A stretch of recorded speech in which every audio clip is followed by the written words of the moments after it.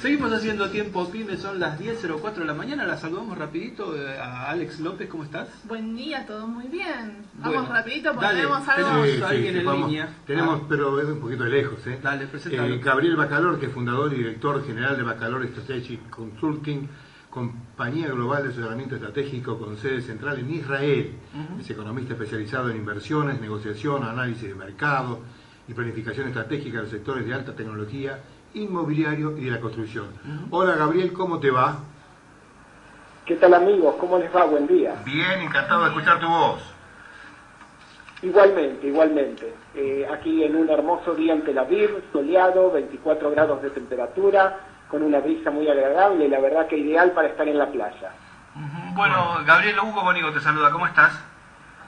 ¿Qué tal, Hugo? Encantado, ¿cómo estás? Muy bien, bueno, contanos un poquito qué está pasando ahí en Israel en materia de actualidad, ya sea política o económica.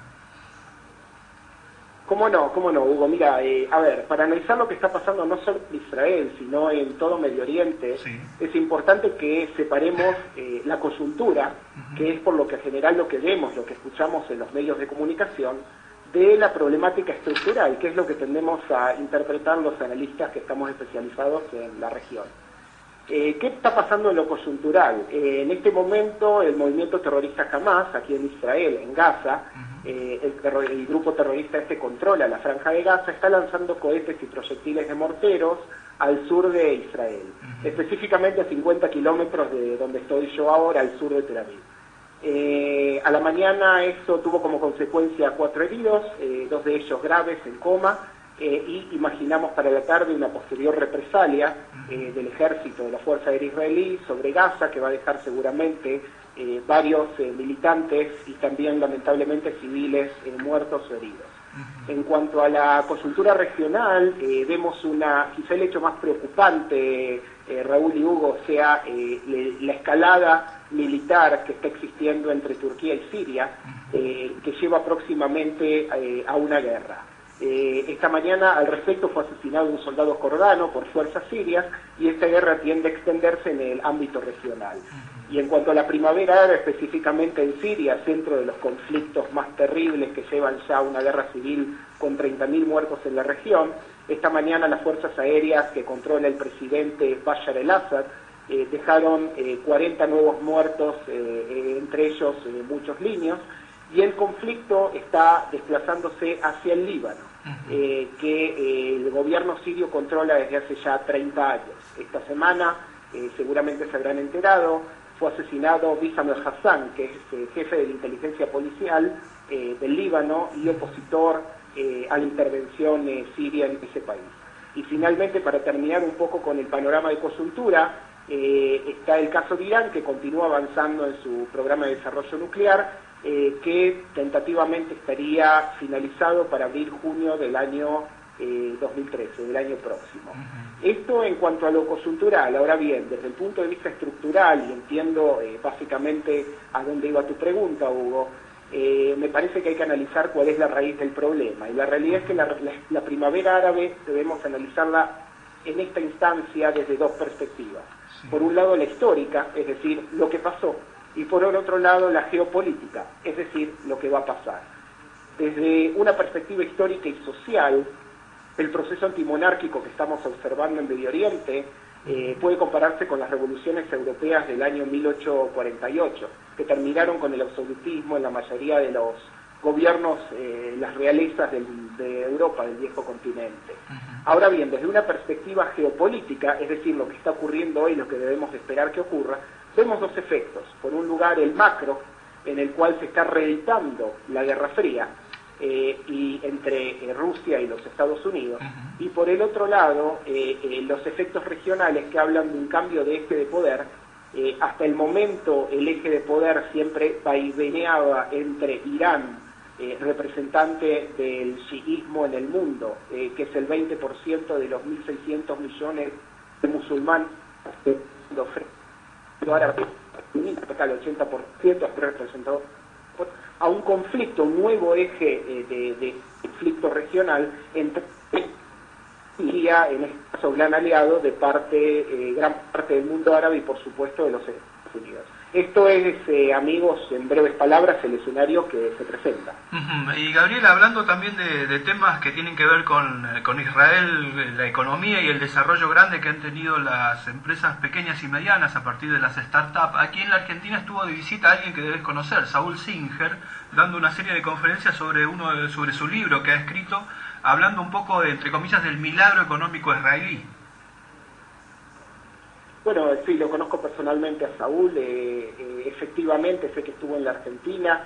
Israel, un país muy pequeño, surgido de las cenizas del Holocausto, logró desarrollarse, sobre todo a partir de la década del 80, y convertirse en un polo de desarrollo tecnológico mundial. Hoy el mercado de startups, de pequeños emprendimientos tecnológicos en Israel recibe el segundo monto mundial de inversiones extranjeras en ese sentido, específicamente 1.640 millones de dólares por año, y básicamente la característica del Estado de Israel que la hace tan deseable en ese sentido es que tenemos la suerte que llegan mentes brillantes de todo el mundo y que se desarrollan mentes brillantes en el país, que respaldan a que el Estado desarrolle este tipo de negocios. Y bueno, esto sin duda es parte, junto al mercado inmobiliario, parte importante del desarrollo del Estado de Israel.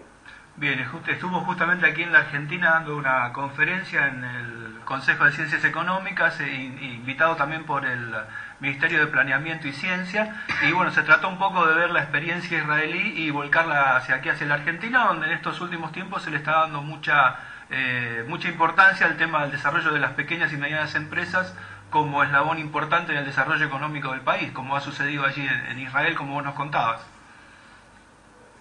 Sí, efectivamente, las posiciones con respecto a lo que ocurre en la Argentina desde Israel, y creo que también incluso internamente en la Argentina, eso me lo podrás contar vos, están divididas, es decir, se crea un conflicto entre los posicionamientos políticos y el modelo de desarrollo. Personalmente yo creo que la Argentina en este momento, al igual que toda América Latina, han tomado una actitud racional y muy atractiva hacia el desarrollo de pequeñas y medianas industrias, y quizás el gran desafío del país sea cómo hacer para modelar un mercado, quizás tomando el ejemplo de Israel, modelar un mercado que salga de desarrollar manufacturas de origen agropecuario para, a través del sector PYME, pequeñas y medianas empresas, poder orientarse a manufacturas de origen industriales y a exportaciones de mayor valor agregado. Israel es un buen ejemplo en este sentido. De hecho, fue aceptado como primer socio externo del Mercosur, con gran apoyo en su momento del embajador Bielsa y posteriormente del actual canciller Timmerman, con quien hemos tenido reuniones comerciales durante su última visita aquí en Israel. Y bueno, esperamos realmente poder colaborar con el desarrollo PYME tecnológico industrial de la Argentina, que efectivamente presenta un valor agregado muy importante desde el punto de vista de sus activos educativos. La formación de la Universidad Argentina sigue siendo, tanto pública como privada, siguen siendo reconocidas muy bien tanto en Israel como en todo el mundo. Gabriel, Raúl, de nuevo, para ir terminando en pocas palabras y volviendo al tema de Medio Oriente, el futuro a corto plazo se ve medio, o del todo diría yo, todavía nefasto, es difícil, ¿no? La situación es compleja. A ver, si hablamos del conflicto Israel-Palestina, creo que lamentablemente, lo debo decir como argentino e israelí, creo que gran parte de la responsabilidad de la suspensión de las conversaciones entre Israel y la OLP, la Autoridad Palestina, corresponde mayormente al gobierno israelí. Netanyahu, el premier israelí, no acepta los términos de referencia que se acordaron en la cumbre de Anápolis del año 2007, a través del cual se reconoce la creación de un Estado palestino dentro de los límites posteriores a la guerra del año 67. Personalmente, si miramos hacia atrás, vemos que los palestinos, Israel no negociaba con los palestinos durante muchos años porque no aceptaban esto las resoluciones 242 y 338 del Consejo de Seguridad de las Naciones Unidas, que implicaban el reconocimiento del derecho a existir del Estado de Israel.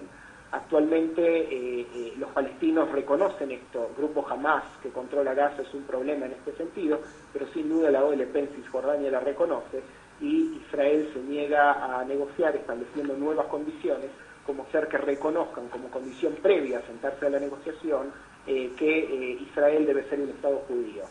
Cuando esto, desde mi punto de vista, debería ser condición post-negociación y pre a la negociación. En cuanto al Medio Oriente, como dijimos antes, Raúl, vemos, ¿no es cierto?, una reedición de la Guerra Fría. En este momento veo que el conflicto Siria y Turquía se va a convertir, al igual que fue la Guerra de Malvinas, un conflicto Argentina versus OTAN, en un conflicto OTAN versus las organizaciones del Tratado de Seguridad Colectiva, que es la alianza anti-OTAN que comanda Rusia junto a Armenia, Bielorrusia y los 3 stanes independientes, que son Kazajistán, Kirguistán y Tayikistán. Estos nombres, que para la Argentina renuncian estrafalarios y muy lejanos, tienen las mayores reservas de gas y petróleo del mundo y actualmente abastecen a Europa y a China, entre otros, por lo cual efectivamente cualquier conflicto, cualquier chiste en Medio Oriente podría convertirse en un conflicto de tipo regional y por supuesto con consecuencias mundiales. Bueno, hay que tener paciencia en todo esto. Bueno, Gabriel, te agradecemos pero profundamente la comunicación. Espero que sigamos en contacto en este sentido, y con respecto a notas y demás, bueno, por supuesto, envíanos, que todo va a nuestro portal de noticias y la revista. Raúl, Hugo, muchísimas gracias y quedo a vuestra disposición para cuando lo necesiten. Bueno, muchísimas gracias. Gracias, Gabriel, hasta la próxima. Era Gabriel Bacalor, directamente desde Tel Aviv, como decía él, en una linda mañana. Aquí también, linda mañana para seguir haciendo Tiempo Pyme, pero ahora nos vamos a publicidad y a escuchar un poco de música, y después ya le damos micrófono a Alex López, que está preparado.